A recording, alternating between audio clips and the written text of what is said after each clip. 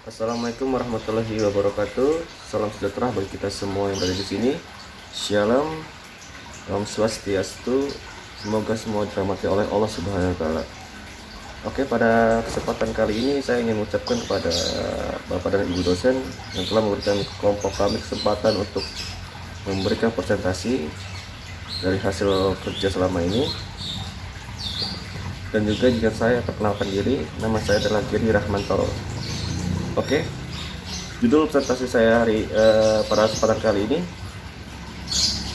adalah kepemimpinan dan pemimpin. Nah, di sini saya akan menjelaskan pemimpin dan kepemimpinan itu berbeda.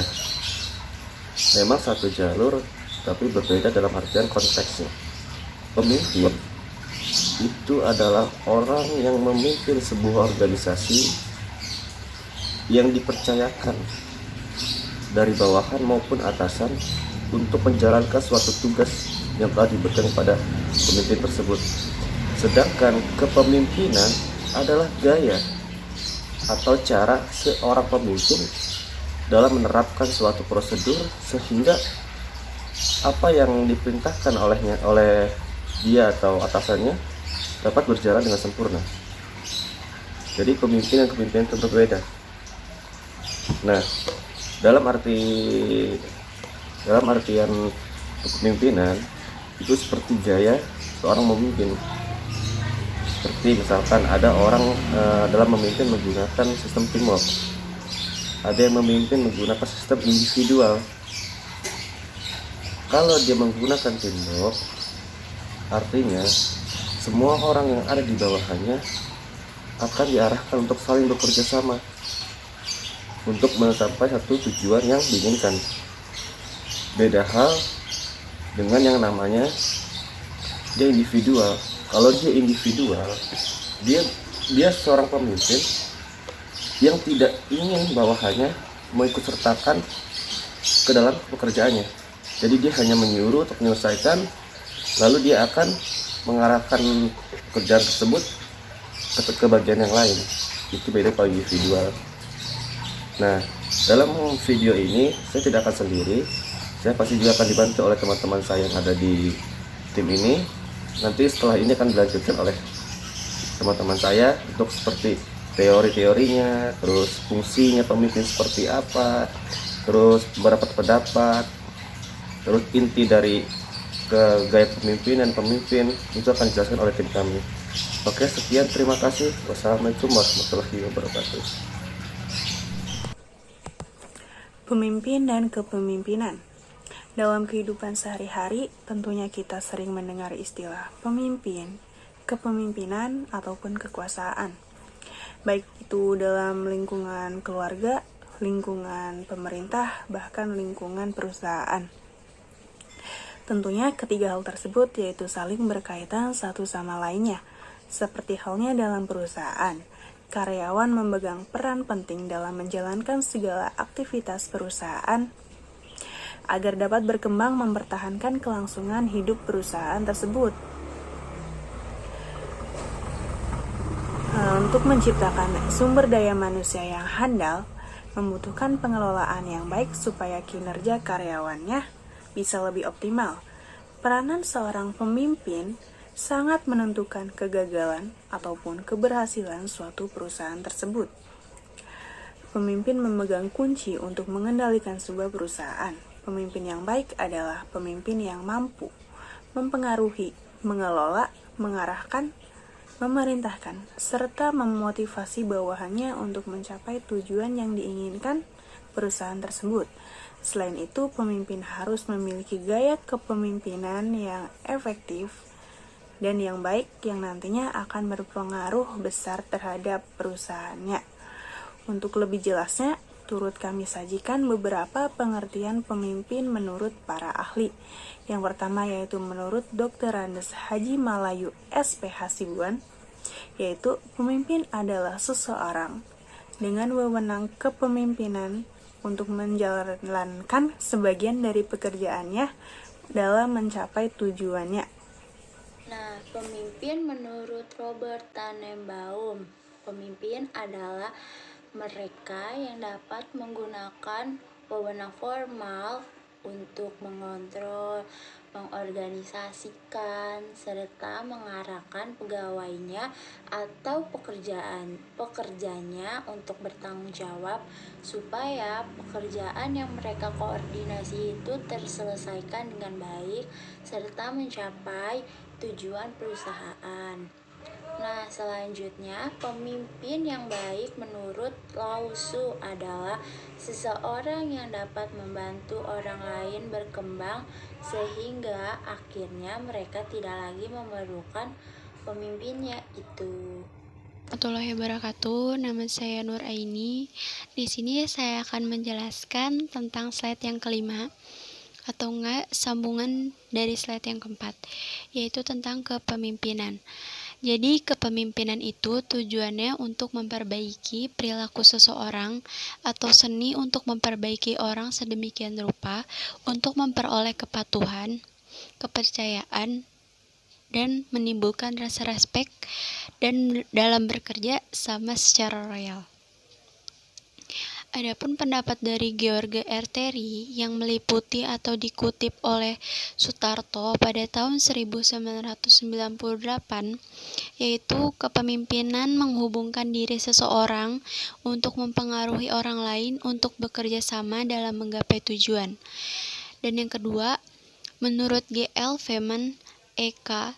Aylor pada tahun 1950, yaitu kepemimpinan adalah kemampuan seseorang untuk mencapai tujuan organisasi secara efektivitas dari setiap individu. Assalamualaikum warahmatullahi wabarakatuh. Saya Kiki Rizky Aprilianti, saya dari kelompok 2 MSDM. Di sini saya akan menjelaskan bagian C tentang teori kepemimpinan.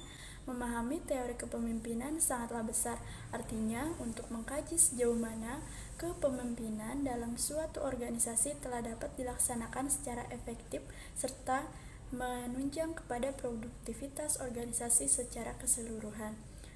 Dalam makalah ini akan dibahas tentang teori kepemimpinan.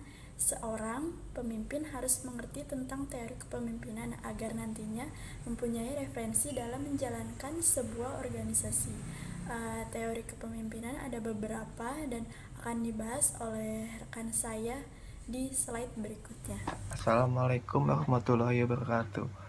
Dalam materi ini saya akan menjelaskan tentang teori kepemimpinan.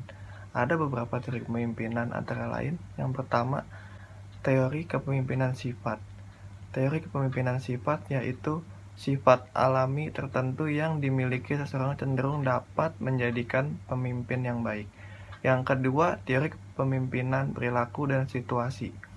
Teori kepemimpinan perilaku dan situasi adalah teori kepemimpinan yang menyarankan model manajemen yang berbeda-beda yang disesuaikan dengan situasi.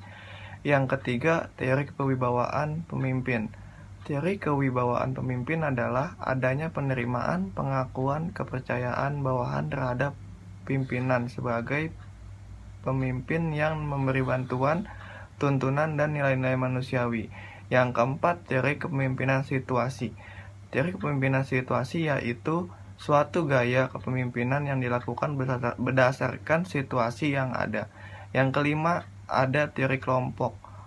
Teori kelompok adalah dua atau lebih orang yang berhimpunan atas dasar adanya kesamaan, tujuan, kebutuhan, minat, dan jenis yang saling berinteraksi melalui pola struktur tertentu guna mencapai tujuan bersama dalam kurun waktu yang relatif panjang.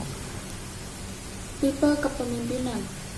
Tipe kepemimpinan itu berarti cara atau gaya seseorang dalam memimpin orang lain. Ada tiga tipe kepemimpinan yang dikenal secara luas.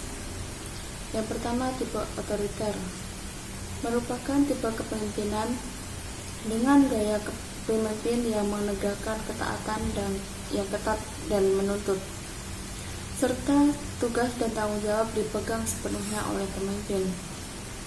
Yang kedua, ada tipe laissez-faire, berasal dari bahasa Prancis, biarkan mereka sendiri, yang berarti tipe pemimpin yang tidak berpartisipasi sedikitpun terhadap kelompoknya. Semua pekerjaan dan tanggung jawab dilakukan oleh bawahannya sendiri. Yang ketiga ada tipe demokratis. Tipe demokratis memiliki tipe kepemimpinan yang kekuatan pemimpinnya tidak terletak pada pemimpin, tapi terletak pada partisipasi aktif dari setiap kelompok. Assalamualaikum warahmatullahi wabarakatuh. Di dalam materi ini, saya ingin menjelaskan tentang masalah dalam kepemimpinan. Di suatu kepemimpinan, tentu pastinya ada saja masalah yang muncul di dalamnya. Oleh karena itu, saya di sini ingin menjelaskan sedikit apa saja yang ada di dalam masalah kepemimpinan. Masalah dalam kepemimpinan diantaranya ada kurangnya koordinasi, pengkaderan, dan praktik-praktik organisasi. Dan yang pertama itu ada kurangnya koordinasi. Kurangnya koordinasi di sini ada dua, yaitu kurangnya koordinasi dalam program kerja dan kurangnya koordinasi antar pemimpin. Dan yang kedua ada pengkaderan. Pengkaderan di sini juga ada dua, yaitu ada rekrutmen dan mempertahankan kader. Dan yang ketiga ada praktik-praktik organisasi. Praktik-praktik organisasi juga ada dua. Dan yang pertama itu ada rasa hormat, martabat, dan kebebasan perorangan. Masalah ini berhubungan dengan cara organisasi memperlakukan anggotanya. Dan yang kedua ada kebijakan dan praktik personal. Masalah ini berkenaan dengan etika kepegawaian, pemberian gaji, kenaikan pangkat, kedisiplinan, dan masalah pensiun anggota organisasi. Dan itu adalah materi yang saya jelaskan tentang masalah dalam kepemimpinan. Assalamualaikum warahmatullahi wabarakatuh. Perkenalkan, nama saya Hilal Amela Susyaptano, biasa dipanggil Hilal. Saya dari kelompok 2 ingin menjelaskan mengenai pemimpin dan kepemimpinan. Bagaimana sih menjadi pemimpin yang ideal? Di sini ada 8 ciri perilaku pemimpin yang baik dan benar. Yang pertama, beri teladan tentang arti sukses kepada bawahan. Kedua, beri jawaban Anda peralatan yang mereka butuhkan. Ketiga, jangan sungkan untuk menguji keberhasilan bawahan. Dan 4, berikan ruang untuk kesehatan. Kelima, delegasikan tugas tanpa banyak turut campur. Keenam, lebih baik bertanya daripada memberi nasihat. Dan ketujuh, bersikaplah ramah kepada bawahan. Ke-8, mengenal lebih dekat agar menyayangi satu sama lain. Jadi kesimpulannya, pemimpin yang baik itu menjadikan bawahan sebagai kapasitas yang baik dan memberikan fasilitas yang bagus, serta membawa lingkungan yang baik untuk di pekerjaan. Jadi bawahan itu diperlakukan dengan baik agar nyaman dan bisa memberikan yang terbaik untuk atasan juga. Jadi kesimpulannya itu menurut saya demikian. Wassalamualaikum warahmatullahi wabarakatuh. Perkenalkan, nama saya Giana Febiana. Di sini saya akan menjelaskan mengenai kesimpulan dari materi pemimpin dan kepemimpinan. Berikut adalah kesimpulan dari materi pemimpin dan kepemimpinan dari kelompok 2. Kesimpulannya adalah sebagai berikut. Kepemimpinan dapat diartikan sebagai kemampuan untuk mengarahkan pengikut-pengikutnya untuk bekerja sama dengan kepercayaan serta tekun mengerjakan tugas-tugas yang diberikan oleh pemimpin mereka. Kepemimpinan juga dapat diartikan sebagai kemampuan seseorang mempengaruhi dan memotivasi orang lain untuk melakukan sesuatu sesuai dengan tujuan bersama. Sedangkan pemimpin adalah individu yang melakukan proses mempengaruhi sebuah kelompok untuk mencapai tujuan bersama. Pemimpin juga dapat diartikan sebagai orang yang melaksanakan kepemimpinan tersebut.